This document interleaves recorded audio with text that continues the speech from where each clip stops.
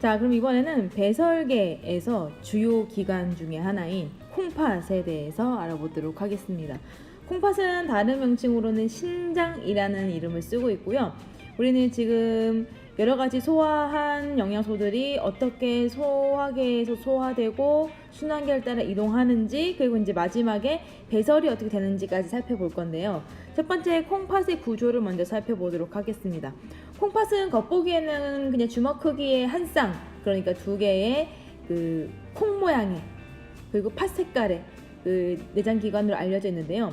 구조는 생각보다 복잡합니다. 어떻게 생겼는지 한번 대략적 구조를 살펴보자면, 먼저 세 가지 층으로 살펴볼 수 있는데, 첫 번째는 콩팥의 가장 겉부분인 겉껍질이라고 해야 되나요? 네, 그래서 겉질이라고 하고요. 두 번째는 겉껍질 안쪽에 있는 속껍질에서 속질이라고 하고, 겉질과 속질 더 아래쪽에는 콩팥 깔때기라는 것이 존재합니다. 대충 모양은 상상이 되죠. 깔때기 같은 경우에는 이렇게 뭔가 통가에서 빠져나가는 그런 통로처럼 생겼겠죠. 위에 부분 좀 굵고 아래가 갈수록 이렇게 좁은, 우리 부엌에서 흔히 볼 수 있는 깔때기 모양일 텐데, 이 겉질과 속질을 구성하는 또 다른 조그마한 구조가 있거든요. 그 단위를 우리는 네프론이라고 해요. 그래서 겉질과 속질은 수많은 네프론으로 구성되어 있는데, 그 네프론의 구조를 또 다시 한번 풀어보자면 크게 세 가지 부위로 확인해 볼 수 있습니다. 먼저 아주 가느다란 모세혈관이 덩어리로 뭉쳐져 있는 이것을 우리가 사구체라고 하고요. 이 사구체가 모세혈관이 뭉쳐져 있는 덩어리고, 요것을 주머니처럼 담고 있는 혹은 받치고 있는 그런 주머니가 있거든요. 그 주머니를 우리는 보먼주머니라고 합니다. 그리고 보먼주머니 아래로는 또 가느다란 관이 하나 지나가는데요. 우리는 그 관의 이름을 세뇨관이라고 합니다. 그래서 사구체의 보문주머니 세뇨관을 우리가 네프론이란 구조를 묶어서 얘기하는데, 콩팥 하나에 네프론이 무려 100만 개나 들어있다고 하니까 이게 얼마나 조그만한 단위인지 알겠죠. 자, 이렇게 우리가 콩팥의 겉질과 속질에 있는 네프론이라는 기본 단위에 대해서 살펴봤는데요. 다시 한번 큰 그림을 그려보도록 하겠습니다. 콩팥을 지금 우리 사람이 누워있는, 그러니까 옆으로 90도 정도 기울여서 그림을 그려보면 겉질과 속질 아래 깔때기 부분이 있는데, 지금 겉질과 속질 안에 있는 네프론이라는 구조에서 혈액 속에 있는 노폐물이 걸러진 다음에 오줌으로 이제 만들어진 상태예요. 그래서 오줌으로 만들어진 그 것들은 네프론을 통해서 지나가게 되면 이제 겉질과 속질을 지나간 거니까 콩팥 깔때기에 도달을 하겠죠. 자, 그러면 콩팥 깔때기에 도달한 오줌이 이제 어디로 가느냐? 콩팥에 연결된 방광을 따라 이동합니다. 그럼 이제 콩팥과 방광을 연결하는 또 가느다란 관이 있어야겠죠. 우리는 이 관을 바로 오줌관이라고 부릅니다. 자, 그래서 조금씩 모여드는 오줌이 방광에 차곡차곡 채워지게 되면 사람은 오줌이 마렵다 라는 그런 느낌을 느끼게 되고, 그럴 때 방광에서는 요도라는 얇은 관을 통해서 저장되어 있던 오줌을 내보내게 되는데요. 방광도 이제 지금 보다시피 용량이 정해져 있기 때문에 너무 심하게 참으면 안 돼요. 그렇다고 별로 안 마려운데 자주 화장실에 가는 습관도 좋지 않아요. 적당하게 방광에 오줌이 채워질 때까지 기다릴 수 있고, 적당한 신호가 왔을 때 화장실에 가서 오줌을 배출해내는 그런 습관이 나름 방광의 건강을 유지시키는 중요한 것입니다. 그리고 다시 혈관 한번 연결해볼까요? 우리가 헷갈리면 안 되는 게, 심장에 들어오는 혈관이 정맥, 심장에서 나가는 혈관 동맥이죠. 그러면 분명히 이 심장에서 나간 혈관이 어디론가 가는 거기 때문에 그 심장으로부터 그 특정 기관에 들어가는 그 혈관의 이름이 바로 동맥이 되는 거예요. 그러니까 이게 심장과 다른 기관 헷갈리면 안 돼요.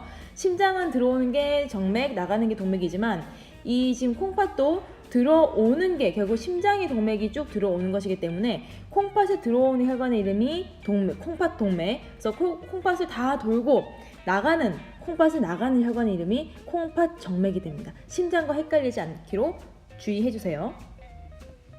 이렇게 해서 우리는 콩팥의 구조에 대해서 살펴봤는데요. 콩팥의 3단 구조, 겉질과 속질, 그리고 콩팥 깔때기, 콩팥의 겉질과 속질을 구성하고 있는 작은 단위 네프론을 또 구성하고 있는 3단계 구조, 혈관이 꼬여있는 사구체, 사구체를 감싸고 있는 보먼주머니, 그리고 보먼주머니에서 빠져나가는 세뇨관으로 구성되어 있고요. 이 네프론을 지나게 되면 콩팥 깔때기로 넘어가게 됩니다.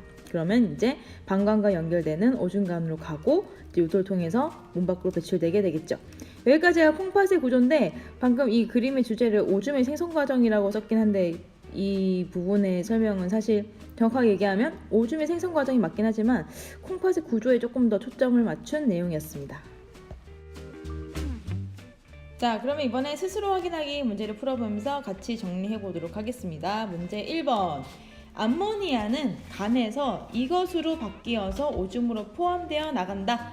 자, 아까 이것으로 바뀌는 거 뭐였나요? 간의 역할은 아모니아를 이것으로 바꾼 다음에 콩팥으로 전달해 주는 거였죠.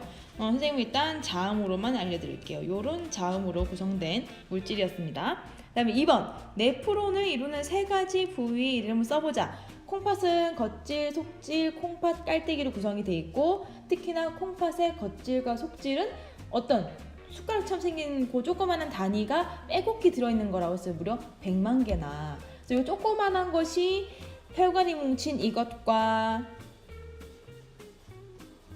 이것을 담고 있는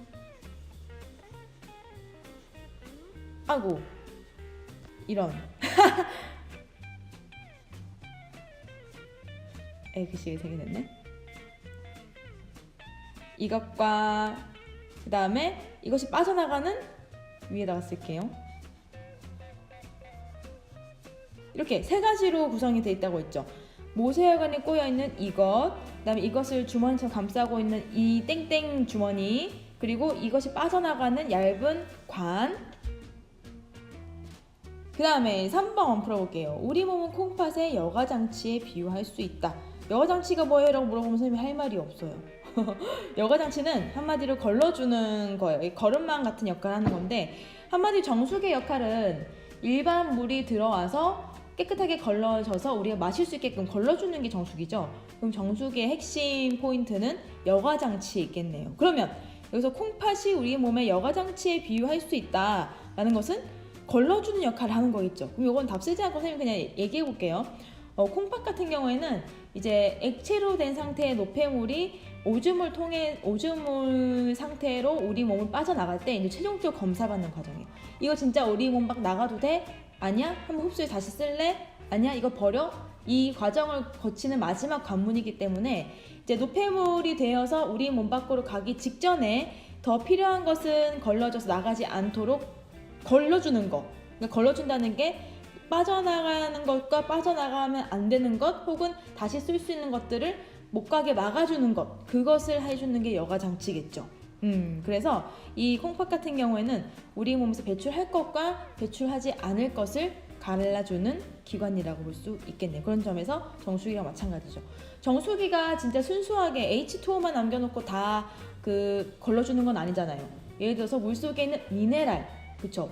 뭐 마그네슘이라던가 칼슘이라던가 산소라던가 뭐 수소, 불소 여러 가지 물질들이 섞여 있는데 이것들마저 다 우리가 마실 수 없게끔 정수기가 딱 걸러서 못 내려오게 해버리고 H2만 순수하게 내려오는 것이 아니기 때문에 그 여과장치도 물을 내려서 우리가 마실 수 있는 것과 마시면 안 되는 것을 걸러주는 역할을 하는 거니까 그렇게 공통점을 확인해 볼 수 있겠습니다. 정답 확인해 볼게요.